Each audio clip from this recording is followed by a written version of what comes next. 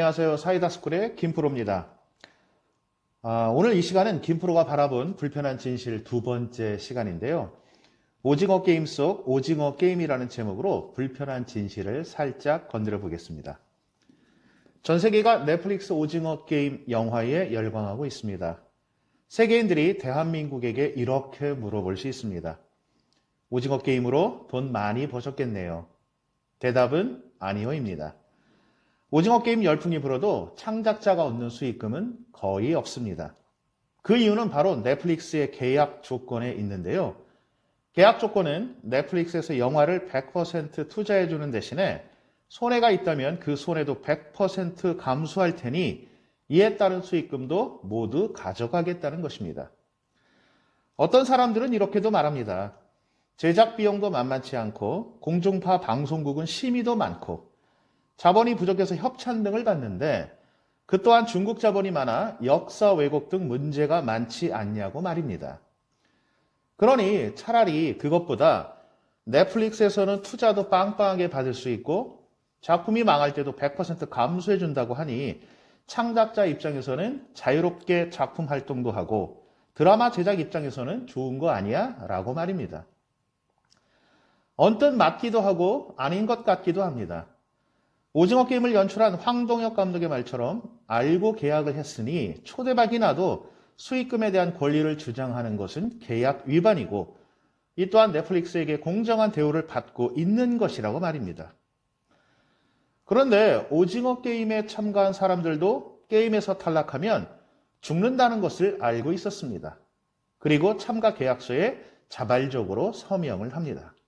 저는 이 장면이 마치 넷플릭스가 내민 달콤한 계약서에 도장을 찍을 수밖에 없었던 황동혁 감독의 상황과 같다는 생각이 조금은 들었습니다. 10여 년 전 황동혁 감독이 오징어 게임 시나리오를 들고 투자사를 찾아다녔지만 그 어느 곳도 투자 계약서를 내민 곳은 없었습니다.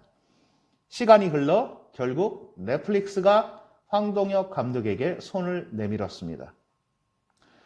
마치 영화에서 경마로 모든 돈을 잃고 죽음의 나락으로 떨어질 이정재에게 공유가 손을 내밀고 딱지치기를 하자고 한 것처럼 말입니다. 이정재에게 선택의 여지는 없었습니다. 그리고 오징어 게임에 참가한 사람들에게도 선택의 여지는 없었습니다. 게임을 주최한 오일남 할아버지로 대변되는 거대 자본 넷플릭스가 내민 달콤한 손을 황동혁 감독은 결코 뿌리칠 수가 없었습니다. 그리고 영화는 전 세계를 감탄하는 초대형 태풍이 되었습니다.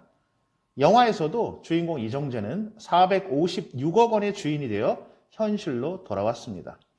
그런데 영화의 마지막 장면에서 주인공 이정재는 공유가 내민 손이 아니라 자발적으로, 주체적으로 오징어 게임에 다시 참가하러 발걸음을 돌립니다. 더 이상 경마장의 말이 아니라 하나의 존엄한 인간으로서 오징어 게임을 주체적으로 선택한 것입니다. 마지막 장면을 보면서 저는 오징어 게임의 주인공처럼 선택의 여지가 없는 상황에서의 굴종적인 선택이 아니라 넷플릭스에게 먼저 손을 내미는 주체적인 선택을 하는 제2, 제3의 황동혁 감독이 등장하기를 희망합니다. 그래서 창작자로서 보다 정당한 권리를 누리는 문화강국 대한민국이 되기를 바랍니다.